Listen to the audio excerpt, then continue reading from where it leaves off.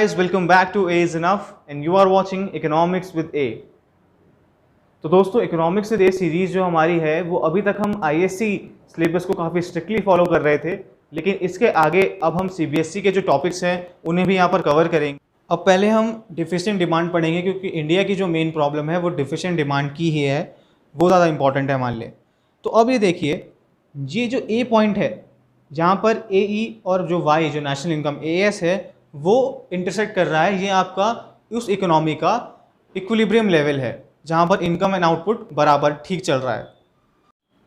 अब अगर किसी रीज़न की वजह से जो एग्रीगेट एक्सपेंडिचर आपका है वो डिक्रीज कर गया, यानी कि वो इस लेवल पे आ गया, तो अब क्या होगा कि जो आउटपुट है, जो प्रोड्यूसर जो आउटपुट निकाल रहे हैं वो ज़्यादा है, जो कंज्यूमर डिमांड कर रहे हैं वो कम है।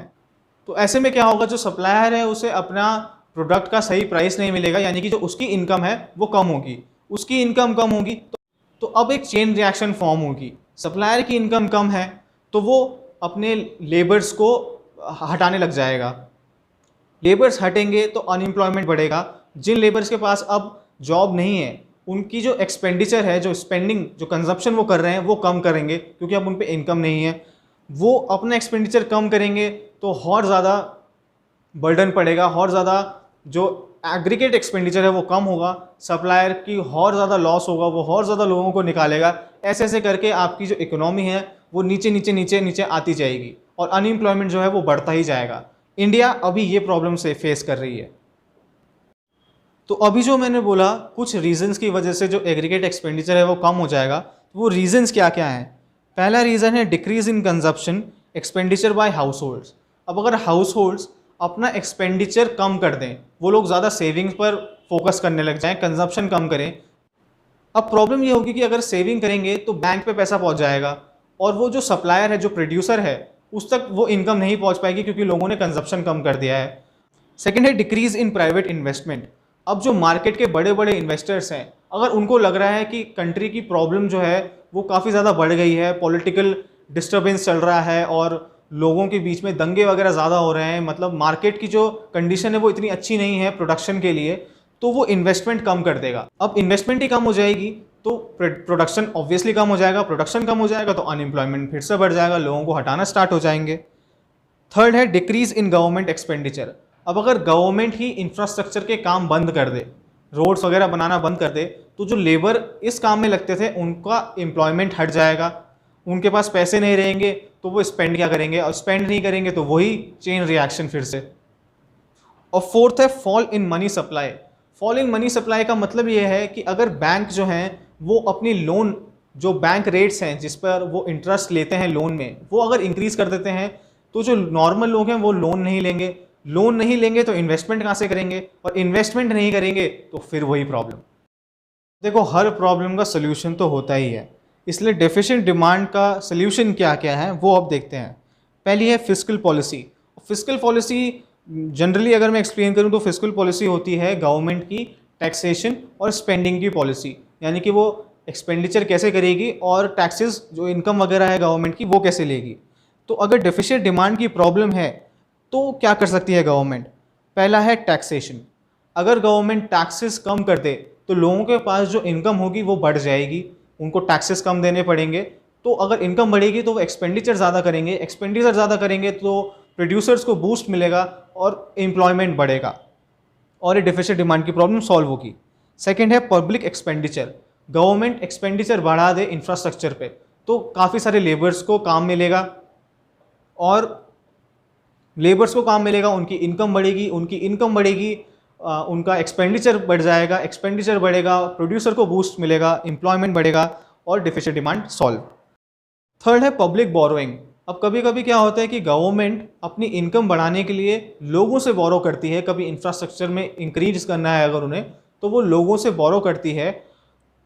तो अगर डिफिशिएंट डिमांड की प्रॉब्लम चल रही है तो गवर्नमेंट को ये काम जो है वो बंद कर देना चाहिए, पब्लिक बोरोइंग का काम बंद करना चाहिए, ताकि लोगों के पास जो है परचेजिंग पावर बनी रहे, उनके पास उनकी इनकम रहे, ताकि वो स्पेंड कर सकें, वो सेव ना करें गवर्नमेंट के पास, LIC वगैरह में जाकर वो पैसे सेव ना करें, वो एक्सपेंडिचर करें ताकि प्रोड्यूसर्स को बूस्ट मिले।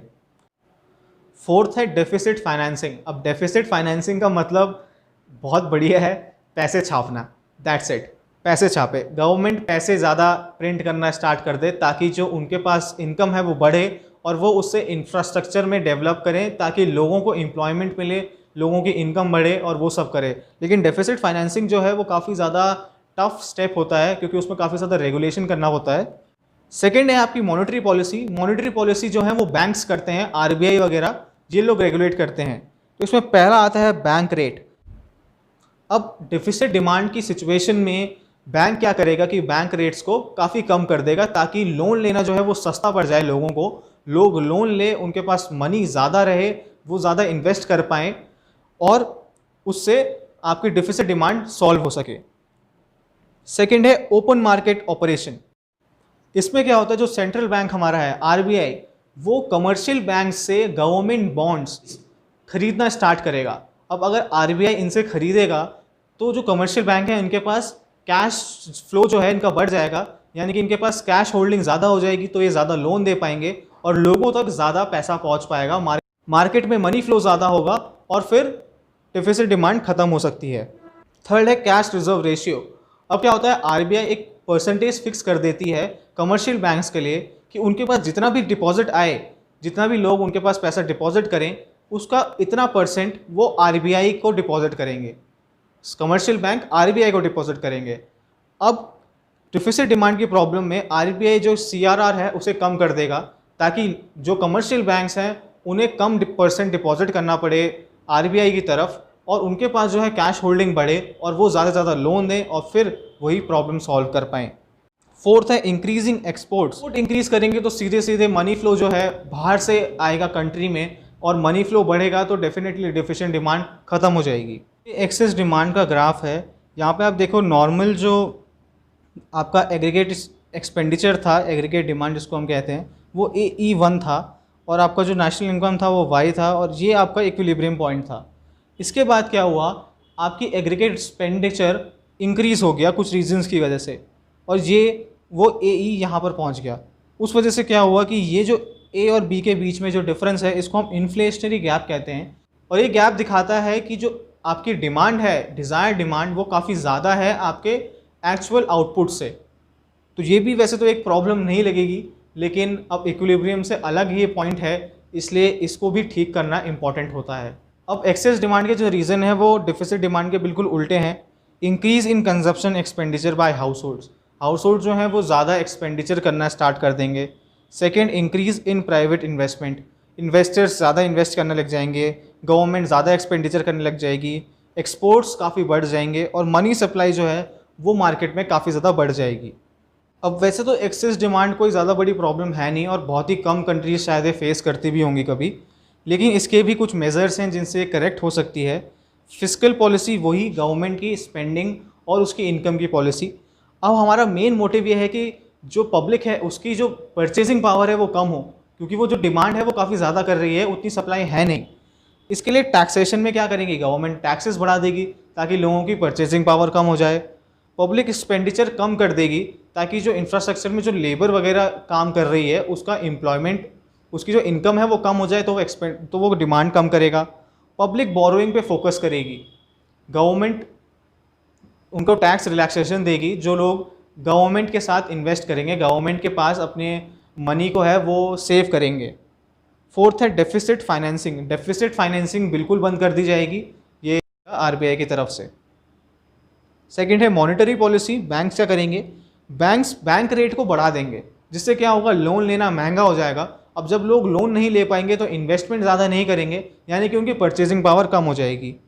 सेकंड है ओपन मार्केट ऑपरेशंस। अब जो सेंट्रल बैंक है वो कमर्शियल बैंक्स को गवर्नमेंट बॉन्ड्स बेचेगा। अब वो बेचेगा तो कमर्शियल बैंक्स जो हैं उनकी कैश होल्डिंग कम हो जाएगी क्योंकि उनको ख़रीदना पड़ेगा उसे, तो वो ज़्यादा लोन नहीं दे पाएंगे और लोगों की जो परचेजिंग पावर है वो कम हो जाएगी। थर्ड है cash reserve ratio. Central bank जो है वो कैश रिजर्व रेशियो बढ़ा देगा ताकि उन्हें ज़्यादा परसेंट डिपॉजिट करना पड़े कमर्शियल बैंक्स को, आरबीआई को, ताकि उनकी जो लोन देने की पावर है वो कम हो जाए, लोगों की परचेजिंग पावर कम हो जाए। थर्ड है इंक्रीजिंग इम्पोर्ट्स। बाहर से सप्लाई ज़्यादा रखनी पड़ेगी, उससे क्या होगा, एक तो आपकी जो एक्सेस डिमांड है वो वाइप आउट हो जाएगी, प्लस जो परचेजिंग पावर है लोगों की वो भी बाहर चली जाएगी, यानी कि कम हो जाएगी। फोर्थ है आउटपुट को ही इंक्रीज कर देना डिमांड के हिसाब से। तो दोस्तों कंक्लूजन में ये कहूँगा कि ये जो चैप्टर है वो काफ़ी बड़ा है, काफ़ी इम्पॉर्टेंट है, और इकोनॉमी के बारे में पता होना बहुत इंपॉर्टेंट है हर एक इंसान को, क्योंकि आप देखते होंगे इंस्टाग्राम पे काफ़ी सारे लोग हैं जो बस इसी बात पे रोते हैं कि इकोनॉमी कम हो रही है, जीडीपी कम हो रही है, वो सब, लेकिन उन्हें पता कुछ नहीं होता इस बारे में। तो मैं चाहूँगा आप लोग सबके साथ इस वीडियो को शेयर करें ताकि उन लोगों को पता चले कि इंडिया की असली प्रॉब्लम क्या है और वो एज अ कंज्यूमर या एज अ इन्वेस्टर या एज अ गवर्नमेंट क्या कर सकते हैं हमारे देश के लिए। तो इसी के साथ thank you so much for watching, keep supporting, keep sharing, thank you so much.